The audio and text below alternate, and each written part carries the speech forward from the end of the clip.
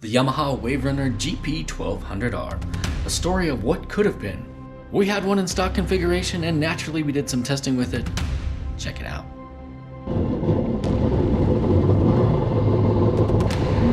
Gotta get her a bit more warmed up. Well, the handling on these is really great when they're stock.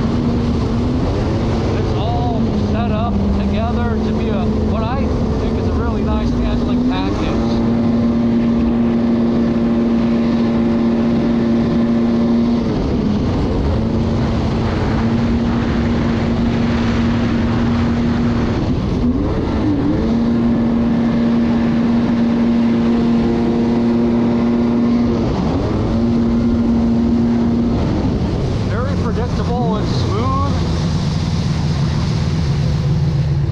Whether or not it's giving up some miles per hour in the corners. The engine's still holding revs in the corners, so it's kind of hard to tell, but and the top speed feels totally fine. The engine response is generally fine, except for today, you know, first ride of the year and all that crap. Trying to blow the cobwebs out of cylinders. She'll clear out.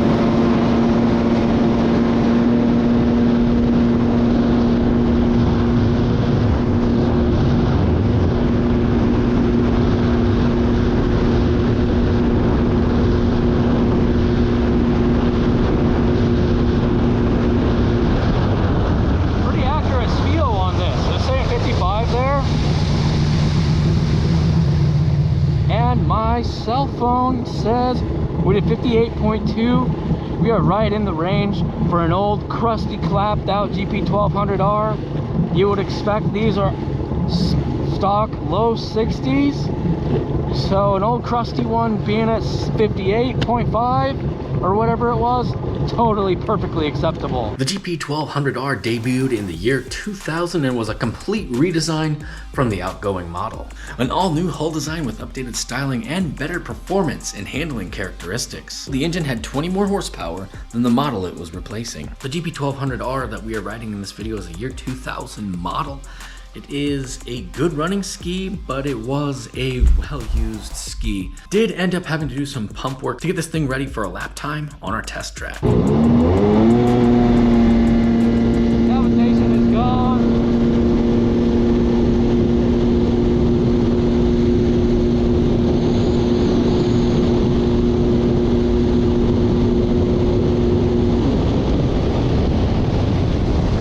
Let's see if there's any improvement at top speed. 59.8, boys, 59.8. Definitely can't complain about that. That's great. So I'd say this thing's ripping good. It's time to go take it for a lap. Sponsons are pulled all the way up on this, and it really sucks for turning. So this definitely will be able to do better, but I just kind of want to see what she'll do. The start line's right here, getting ready to go, and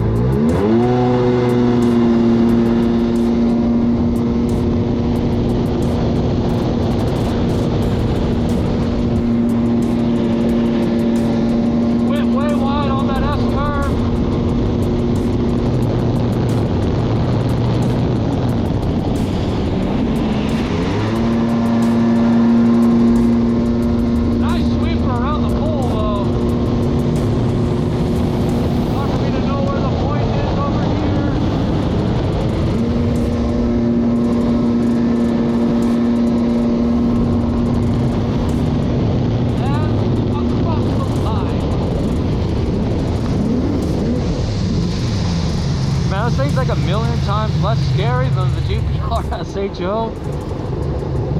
But I will say that these sponsons need to be set up correctly so that it will do better. Just want to show you guys the list of lap times here and where that gp1200r came in at 40.46, which is not too bad at all.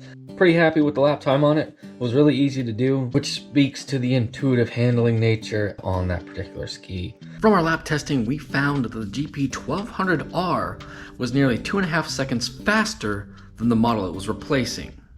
And of course, the model it was replacing was the 1997 to 1999 gp1200 with no R. Can't ride the gp1200R without thinking about and comparing it to our GPR SHO build. For those who might not know what that means, GPR from the original ski, the hull, and SHO is for the engine, 4-stroke, 4-cylinder supercharged engine that came out in later Wave Runners. So you get GPR SHO. Quite different than the GPR SHO. I don't know if it's the weight difference or the speed difference, or certainly a combination of both. This stays a lot more hooked up, even with the sponsons holding the up position.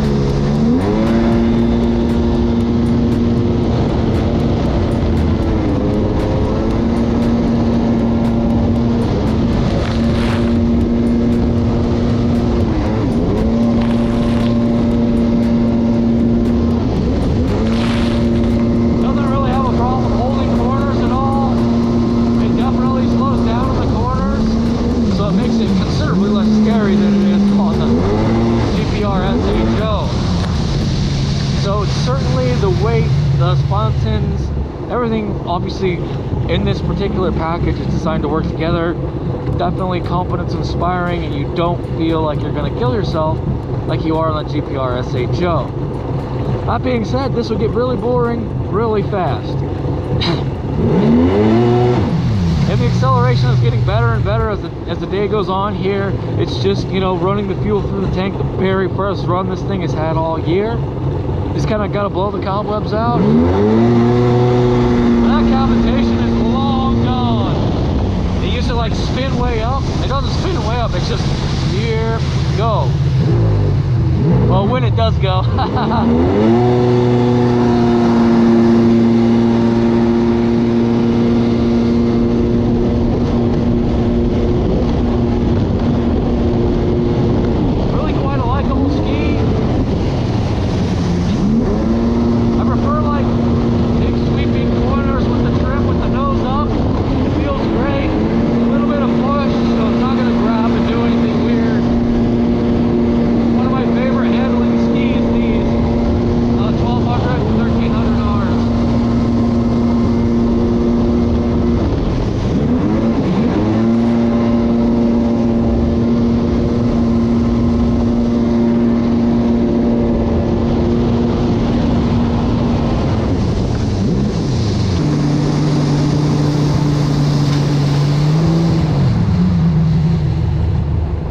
The GPR was an excellent hull design, and Yamaha Wave Runner would continue to develop the ski, and in 2003 they would add more engine displacement and fuel injection and rebrand the ski as a gp1300r. And they continued to slightly refine the gp1300r all the way until 2008, when they discontinued the model line in favor of a larger 4-stroke ski. The biggest problem with the gp1200 and 1300r was that they are very difficult to work on with very little space in the engine compartment. However, gp1200r and 1300r are one of my all-time favorite skis, and I wonder what could have been if they had developed the platform even farther.